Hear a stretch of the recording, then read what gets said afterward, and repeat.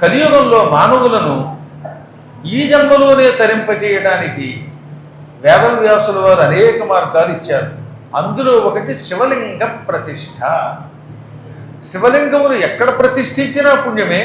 అదే కాశీలో అయితే నువ్వు గంజంత లింగమును ప్రతిష్ఠించినా ఆ వ్యక్తికి పునర్జన్మ లేదు, ఈ జన్మలోనే కాశీలో మరణించిన పుణ్యం పొందుతాడు.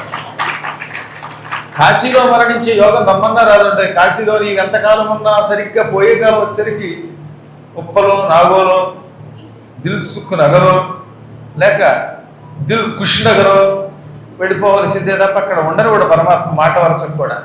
అయినప్పటికీ కాశీలో మరణించడం వల్ల వచ్చే ఆ మహాపుణ్యం వచ్చి పునర్జన్మ లేకుండా ఉండాలంటే దానికి మార్గం ఏమిటి? కాశీలో శివలింగ ప్రతిష్ఠ. ఆ లింగం ఎంత ఉండాలి? నువ్వు గింజంత ఉన్నా చాలు అంటున్నాడు. నువ్వు గింజ ఎంత ఉంటుందండి? చాలా స్వల్పమైనది. ఆ మాత్రం లింగమైనా ప్రతిష్ఠించండి అన్నాడు. కాశీలో లింగం అలా తీసుకెళ్ళి పెడితే చాలు. ఈ మధ్యన ఒక అజ్ఞానురాలు అదేంటండి లింగం అంటే అక్కడ పెట్టించేస్తే ప్రతిష్ట, ఇంకెంతకంటే పిచ్చాడు ఏముంటారు, అటువంటి వాడికి ఆ లింగ ప్రతిష్ట ఫలితం ఏడుస్తుంది కనుక కాశీలో లింగం తీసుకెళ్ళి గంగలో వేసినా అంతో ఎంతో పుణ్యం వస్తుందంటే అటువంటిది ప్రణవపీఠం వంటి వాటి చోట అక్కడ లింగ ప్రతిష్ఠ చేసుకున్నటువంటి వాళ్ళు ఇంకా తరతరాలు ధరించకుండా ఉంటారు. అందుకే కాశీలో అంత తేలికేం కాదు. కాశీలో గుళ్ళల్లో ఏ గుళ్ళు చూసారా మీరు? ఇప్పుడు చింతామణి గణపతి లోపలికి వెళ్ళండి, అలా లింగములన్నీ వరుసగా పేర్చుకుంటూ వెళ్ళిపోయారు, వేల కొలది లింగాలు. శివాలయంలో అక్కడ ఏ గుళ్ళోకి వెళ్ళండి అశేషంగా చిన్న చిన్న చిన్న చిన్న లింగములు ఎంతో మంది ప్రతిష్ఠించారు. ఎన్ని లింగములు ప్రతిష్ఠించినా కాశీలో భక్తి కలిగిన వాడికి ఇంకో స్థలం ఇస్తాడు ఆయన. నేను అందుకే ఈ పద్మపురాణములో ఈ కచ్చ తీరినప్పుడల్లా అమ్మాయి అందుకన్నమాట ఈ భక్తుల చేత లింగ ప్రతిష్ఠ చేయిస్తున్నాం మేమని మాకు ధైర్యం వచ్చింది, ఆనందం కలిగింది. ఇప్పుడు కూడా రేపు జూన్ 13వ తారీఖు నాడు మళ్ళీ కొన్ని లింగాలకి అవకాశం ఉన్నది. ఈ అవకాశాన్ని జారవిడుచుకోకండి.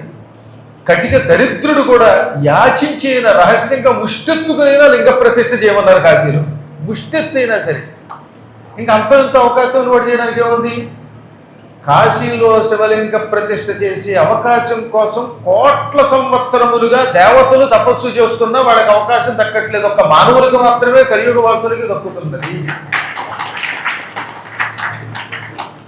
మాసానాం నియమో నాత్ర దినానాం నియమోపిన. ఈ మాసం ఈ రోజునే నియమం లేకుండా కాశీలో ఏదనమైనా ఉత్తరాయణమే, ఏదనమైనా పవిత్ర దినమే. ఆ రోజు అక్కడ లింగ ప్రతిష్ఠ చేయడం అదృష్టం.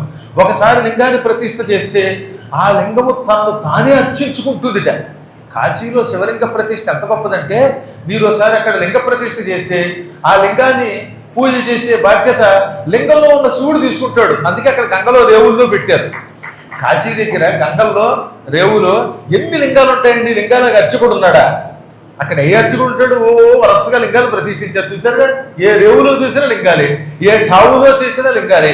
అక్కడ లింగ ప్రతిష్ఠ జరగడంతో ఆ లింగం తనను తానే అర్చించుకుంటోంది. అందుకే ప్రతిష్ఠ చేసిన వాడు శాశ్వతంగా కైవల్యం పొందుతున్నాడు. అటువంటిది మన పీఠంలో ఏది ప్రణవపీఠంలో ఒక్కసారి ప్రతిష్ఠ చేస్తే శివుడు తనను తాను అర్చించుకోవడం కాకుండా మేము అర్చకుడు కూడా పెట్టి యావజ్జీవిత అర్చన చేస్తున్నాం కదా. అక్కడ నిత్యం అభిషేకాలు జరుగుతున్నాయి, నిత్యం హారతి ఇస్తున్నారు. చూడండి, ఒక అర్చకుడు పెట్టారు. ఓసారి ప్రతిష్ఠ చేస్తే ఆ బాధ్యతని శివుడితో పాటుగా ఆ శివభక్తులు మేము స్వీకరిస్తున్నాం. అది మహాయోగమే. అందువల్ల తప్పనిసరిగా ఈ అవకాశాన్ని సద్వినియోగం చేసుకోండి. అదృష్టవంతులు మాత్రమే.